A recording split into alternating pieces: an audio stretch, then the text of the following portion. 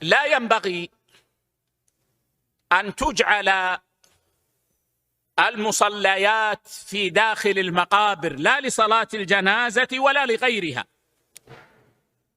وإنما يصلى على الميت في المقبرة في حال لم يصلى عليه في خارج المقبرة، فلا ينبغي أن يجعل ذلك قصدا،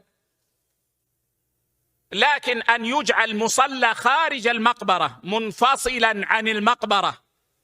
وكيف ينفصل؟ هذه فائدة يا إخوة. كيف تنفصل المقبرة عن المسجد؟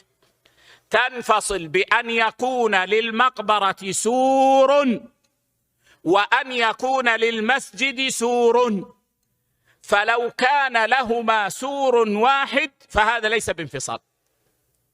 لو كان الذي يفصل بينهما جدار واحد هذا ليس بانفصال، وإنما يحصل الانفصال بأن يكون للمقبرة سور يخصها وأن يكون للمسجد سور يخصه. وقال بعض أهل العلم وأن يجعل بينهما سور، يعني جدار ثالث حتى يحصل الانفصال. ولا شك أن هذا أحوط.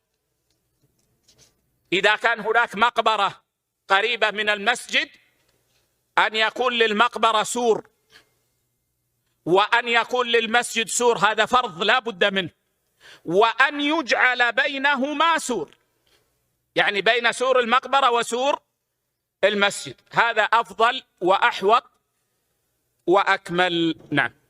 أحسن الله إليكم. يقول السائل، فأقول يعني إذا جعل مصلى منفصلا عن المقبرة ويصلى فيه على الجنائز فالأمر واسع، لكن أن يجعل المصلى في داخل المقبرة فلا. نعم.